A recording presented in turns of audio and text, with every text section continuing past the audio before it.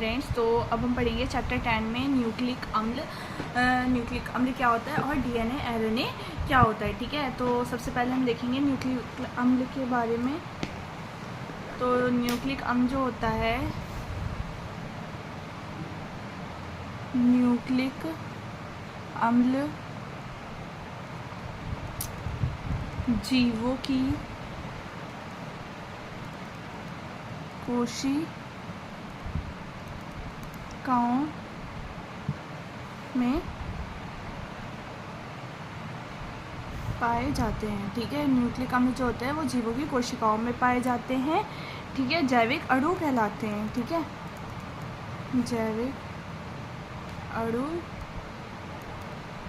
कहलाते हैं जो आनुवंशिक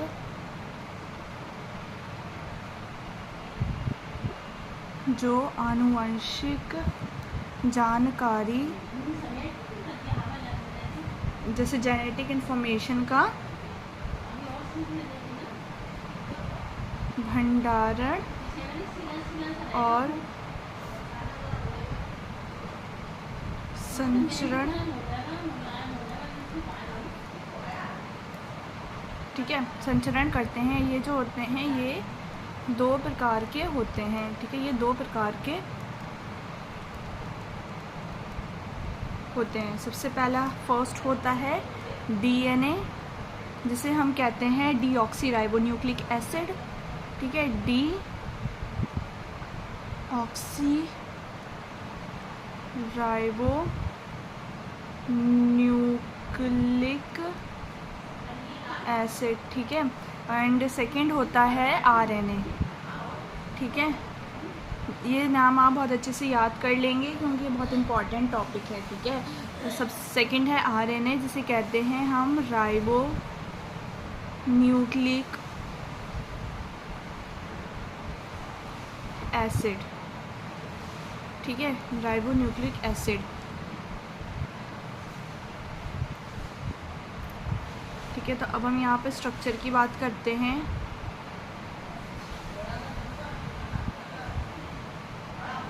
स्ट्रक्चर, संरचना। ठीक है, तो फर्स्ट हम पढ़ेंगे न्यूक्लिक अम्ल।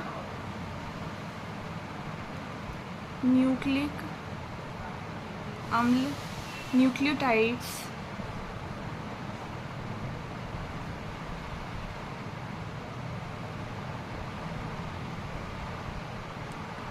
से बने होते हैं। ठीक है, न्यूक्लिक अम्ल किससे बने होते हैं? न्यूक्लियोटाइड से बने होते हैं। प्रत्येक न्यूक्लियोटाइड में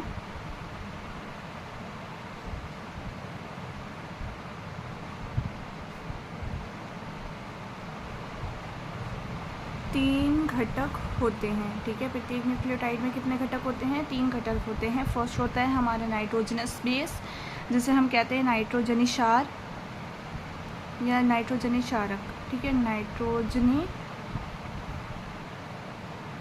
क्षारक। ठीक है, ये क्या होती है? फर्स्ट होती है इस नाइट्रोजनी क्षारक में क्या होते हैं? प्यूरीन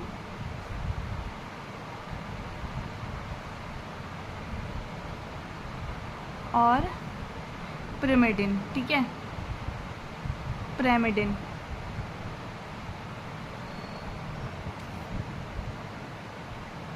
प्यूरीन और पिरिमिडिन। प्यूरीन में होते हैं एडेनिन। ठीक है, एडेनिन जिसे हम ए से शो करते हैं, और गवानिन, ठीक है, जिसे हम जी से शोर करते हैं। प्यूरीन में क्या होते हैं? देखिए, नाइट्रोजनी क्षारक होते हैं, एक होते हैं प्यूरीन और एक होता है पिरिमिडिन। प्यूरीन क्या होते हैं? Adenine and गवानिन। प्यूरीन में होते हैं हमारे एडेनिन क्षार और गवानिन क्षार, जिसे हम ए और जी से शो करते हैं। एंड हमारे पिरिमिडिन में होते हैं साइटोसिन, जिसे हम सी से मेंशन करते हैं, एंड थाइमिन, जिसे हम टी से मेंशन करते हैं। ठीक है, केवल डीएनए में यूरेसिल और केवल देखिए इस तरीके से हम लिखते हैं, केवल डीएनए में क्या होता है?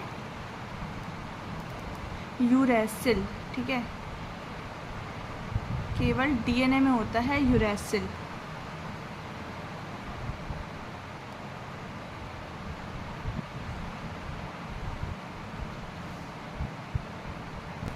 नहीं, यूरेसिल नहीं, थायमिन होता है, ठीक है। टी केवल डीएनए में होता है और यूरेसिल यू सिर्फ आरएनए में होता है, ठीक है। ये चीज़ आप लोगों को बहुत अच्छे से ध्यान रखना है। टी जो होता है वो डीएनए में होता है और यूरेसिल जो होता है वो आरएनए में होता है। अब हम इसकी सेकंड देखेंगे शर्करा के बारे में, ठीक है। शर्करा जिसे शुगर कहते हैं, ठीक है। तो डीएनए में डीऑक्सीराइबोज जो है शुगर होती है। डीएनए में डीऑक्सीराइबोज शुगर होती है, ठीक है। और आरएनए में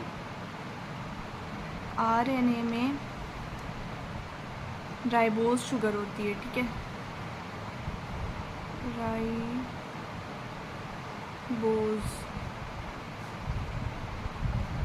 ठीक है। डीएनए में डीऑक्सीराइबोज शुगर होती है और आरएनए में राइबोज शुगर होती है। तो डीएनए की बात करें तो डीऑक्सीराइबो न्यूक्लिक अम्ल या एसिड इसे कहते हैं, डीऑक्सीराइबो न्यूक्लिक एसिड। तो इसके बारे में हम पढ़ेंगे। तो ये जो होते हैं डबल हेलिक्स होते हैं, ये डबल हेलिक्स संरचना वाले होते हैं, वाला अणु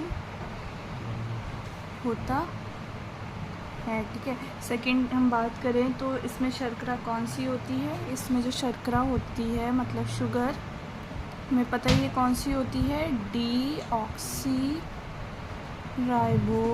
शुगर इसमें प्रेजेंट होती है। अब इसकी क्षारक जोड़े देखेंगे हम, जो हमने पहले नाइट्रोजनस बेस में पढ़े थे, ठीक है। क्षारक जोड़े, तो एडेनिन में क्या होता है, एडेनिन होता है किसमें, डीएनए में, एडेनिन ए एंड थाइमिन, ठीक है। और थाइमिन टी, ठीक है। और क्या होता है, गुआनिन जी एंड साइटोसिन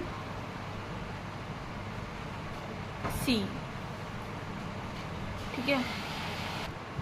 हम इसके कार्य की बात करते हैं तो ये क्या करता है कि आनुवांशिक सूचनाओं का भंडारण और पीढ़ी दर पीढ़ी स्थानांतरण, पीढ़ी दर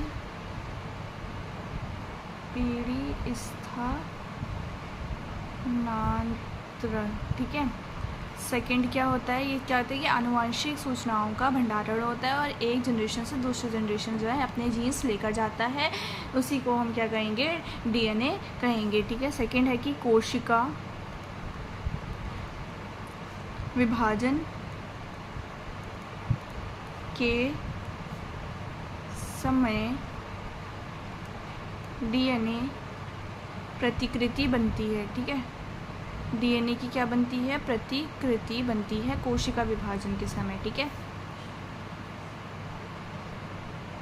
तो अब हम यहाँ पर बात करेंगे आरएनए की, जिसे हम कहते हैं राइबो न्यूक्लिक अम्ल, ठीक है, आरएनए।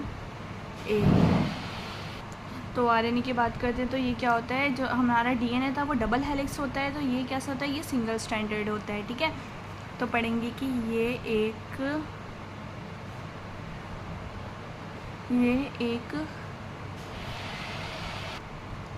सिंगल स्ट्रैंडेड होता है, ठीक है। कैसा होता है, सिंगल स्ट्रैंडेड होता है, ठीक है। एंड इसकी शर्करा कैसी होती है, वो होती है राइबोज, ठीक है। और क्षारक कैसे होता है इसका, क्षारक होता है इसका एडेनिन, ठीक है, adenine A, and guanine G, cytosine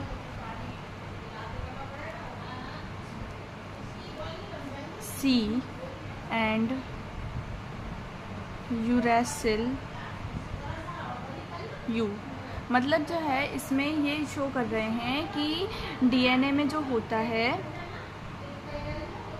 DNA में क्या होता है, डीएनए में जो होता है वो थायमिन होता है, और आरएनए में जो है थायमिन की जगह यूरेसिल होता है, ठीक है। हम ये देख रहे हैं कि डीएनए में यूरेसिल नहीं होगा एंड आरएनए में हमारा थायमिन नहीं होगा, ठीक है। ये चीज़ हमें बहुत अच्छे से याद करनी है कि हमें एडेनिन, डीएनए में हमें एडेनिन होगा, थायमिन होगा, गवानिन होगा एंड साइटोसिन होगा, एंड आरएनए में हमारा एडेनिन होगा, गवानिन होगा, साइटोसिन होगा एंड थायमिन की जगह हमारा यूरेसिल आ जाएगा, ठीक है। ये चीज़ हमें बहुत अच्छे से देखनी है। फिर इसके बाद इसके जो हैं हम वर्क की बात करते हैं, इसके कार्य क्या क्या होते हैं, ठीक है। तो कार्य देखेंगे हम, तो डीएनए से प्राप्त सूचना को राइबोसोम तक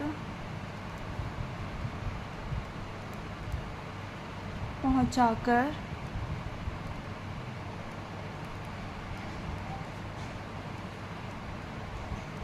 प्रोटीन संश्लेषण में मदद करता है, ठीक है।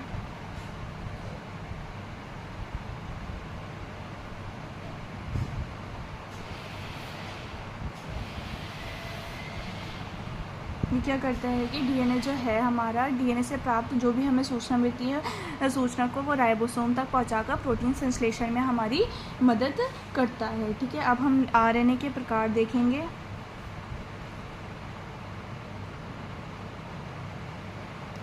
आरएनए के प्रकार, ठीक है। तो फर्स्ट होता है हमारा mRNA, ठीक है, mRNA, ठीक है, जिसे हम कहते हैं मैसेंजर आरएनए, ठीक है, जो हमारी सूचना को एक से दूसरे तक लेकर जाता है, उसे हम कहते हैं mRNA, जिसे मैसेंजर आरएनए भी कहते हैं, ठीक है। एंड सेकंड होता है हमारा tRNA, जिसे हम ट्रांसफ़र आरएनए कहते हैं, ठीक है। ट्रांसफ़र आरएनए वो हमारी जो है एक सूचना को दूसरे तक लेकर जाता है, हमारे कोई भी मैसेज होता है उसको दूसरे तक लेकर जाता है, तो वो हमारा होता है ट्रांसफ़र आरएनए। एक थर्ड होता है हमारा लास्ट, जिसे कहेंगे हम 3R आरएनए, ठीक है, RRNA, ठीक है। ये होता है हमारा राइबोसोमल